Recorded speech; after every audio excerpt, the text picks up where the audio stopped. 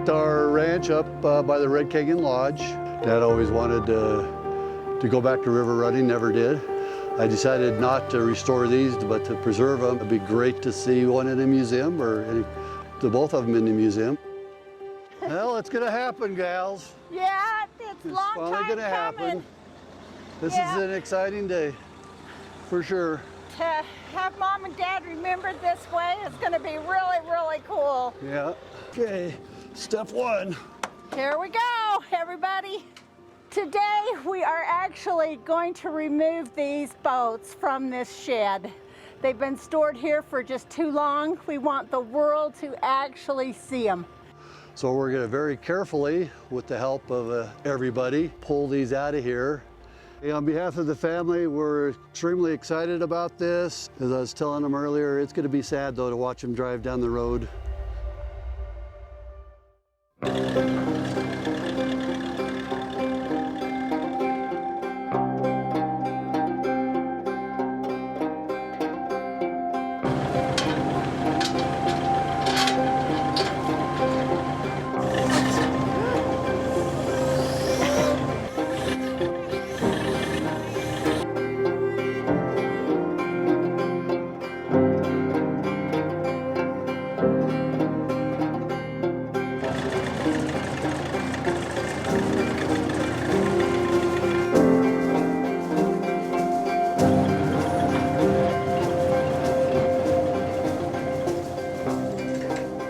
That was intense. Yeah, this is totally amazing to see them out here now. To see them this intact, and actually they're in better shape than I thought. It was just so exciting. One of two scary things has been accomplished. Now if we can get them unloaded, that's the next scariest thing. So. One of two scary things has been accomplished. It's in really good condition for having been stored for 50 years. You guys ready to lift? How's it looking? Are we cracking? Okay.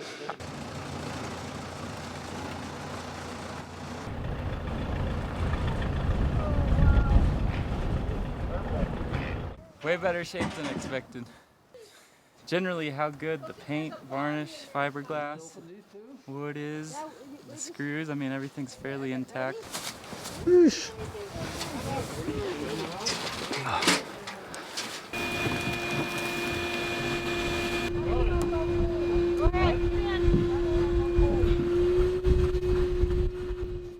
This was Dad, and he always went in butt first, I always thought, but that's where they had control. You know, where they went in this way. This gives you the feel, you know, the feel that my dad's back. To have these sitting in a shed all these years is kind of sad. I mean, these are active boats. They've got a life to them, and that's what we're bringing back, is the life to these boats, and that's how I feel that it's really important. This, honest to goodness, is probably my first time ever in this boat. What are you thinking about? Dismiss them. Yeah. I wish we all could turn back time to ask them the questions we never did. To be one of the very first few people to start a business of running the river that nobody did for fun. It was all exploration. But to actually just do it for fun. Very first time sitting in either of these boats. I can almost feel the rush of the water and the thrill of going down a rapid. It's just, this is unbelievable. It takes me back to when Dad started doing this. Just get to know him in a different way. Think about what it was like for him back then versus what I got to know him when he was older. This was a different part of his life that I never really got to know. Really looking forward to seeing one of these in the museum. So we just got the boats out, then we swept and vacuumed the boats. The whole goal is then to figure out what a finished boat looks like. Is it going to be a boat that we can take downstream, or is it a boat that we just put in a museum that looks kind of like these ones right now?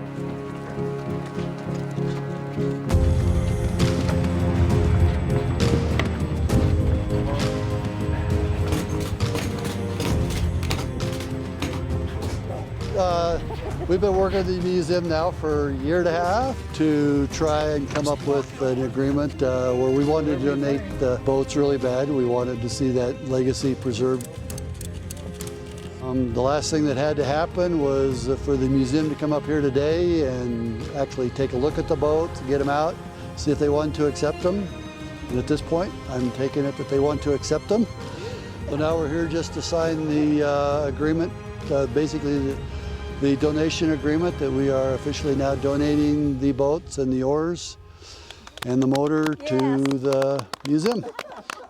There you go.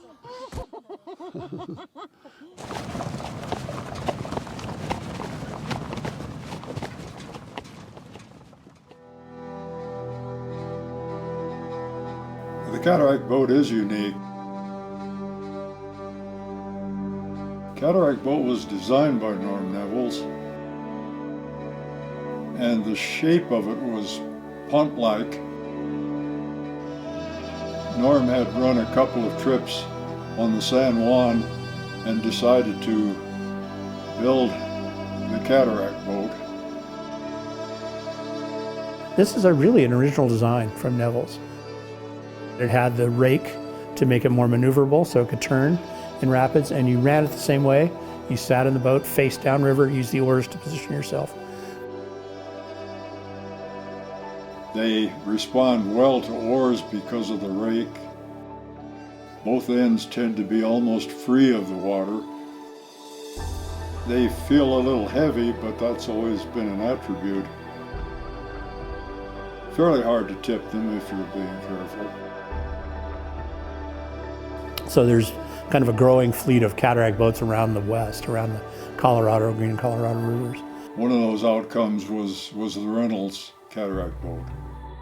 The Nevels-Reynolds connection began when Norm Nevels went up to Green River, Wyoming to run the whole stem of the river. And as part of the advertising, there was a newspaper editor there, a guy named Adrian Reynolds in Green River, Wyoming. Adrian Reynolds' son, who was also named Adrian, but they always called him AK, was so fascinated by it that he writes to Nevels and says, "I'd like to build some of these boats. Can you send me the plans?" Norm said, "Sure." AK used those specifications to build a cataract boat. AK Reynolds built two, and they were copies of each other. They're pretty much exact. But he kind of started up with his brother-in-law. He started up a little company he called Reynolds Halsey River Expeditions. And they ran almost exclusively on the Upper Green. In 1950, they did a kind of a promo film trip for the Union Pacific Railroad, where the railroad wanted to advertise things you could do if you rode the railroad. You know, you could go visit Yellowstone, or you could do this, or you could go to Green River and take a river trip. The Green, too, at that time was undammed, of course. There were no dams to control it. So in the winter, it was real low and cold and froze over.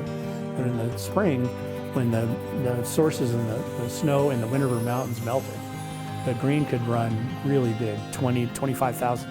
And once you got to Ashley Falls, all that water made it just a gigantic rapid. I mean, the big rock is still sticking up out of its kind of a big triangular shaped rock. It was so well known that it became the thing everybody worried about. It was almost like a rite of passage.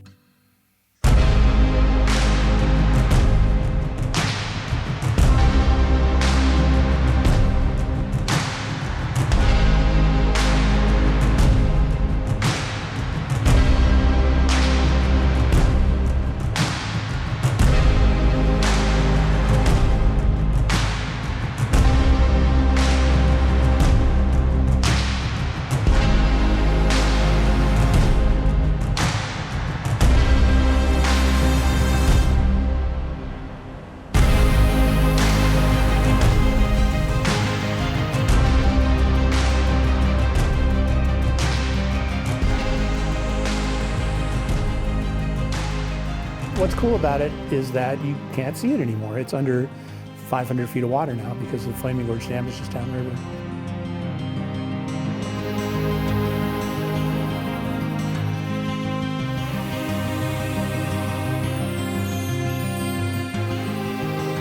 Had it not been flooded, it would have become one of those names that all modern river runners are familiar with, like the Big Drops or Hell's Half Mile, Warm Springs, things like that.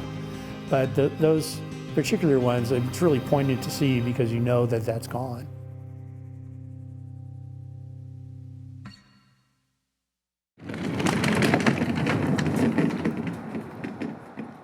Uniquely enough, these were the first plywood boats to really be run down on the Colorado River Basin in large quantities. The starting boats for an evolution of design that at this point is considered somewhat the gold standard.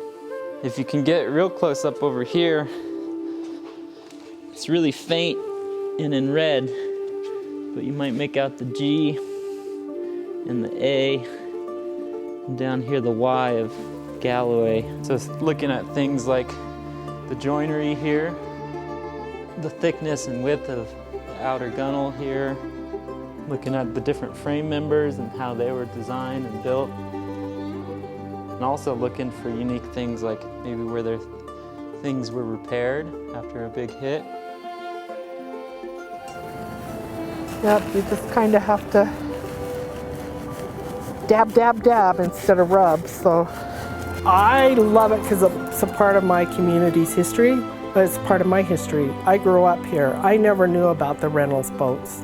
I'm excited about these boats in order to tell more about the river history of the area and the importance of the river, not just for agriculture, but for recreation purposes and how important that is. River recreation here is awesome because it is a part of history.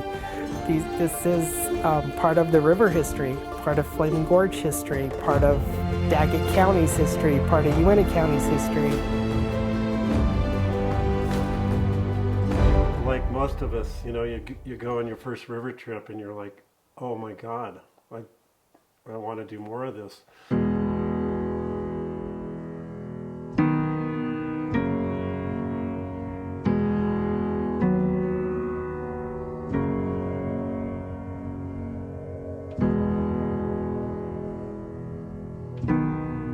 If you want to build a boat that's going to go bang off rocks on these whitewater rivers, you want a good strong wood. When they approached rapids, they turned and faced the stern downstream, facing your danger.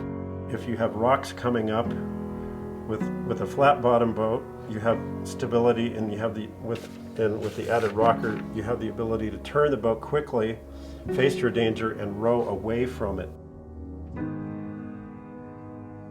Reynolds boats were great whitewater boats for their era.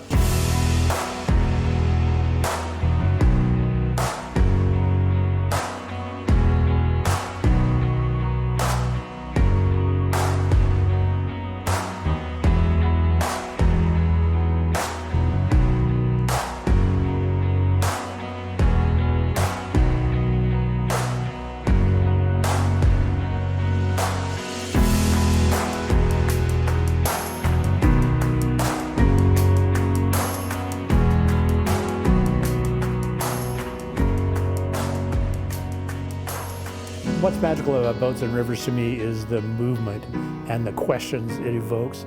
Where did it come from? Where does it go? What does it see?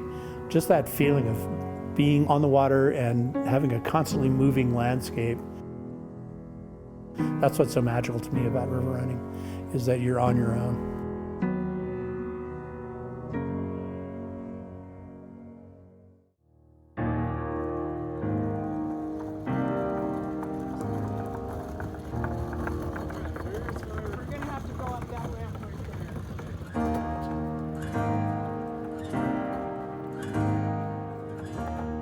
Well, this is the end of a long journey and a start of a new journey.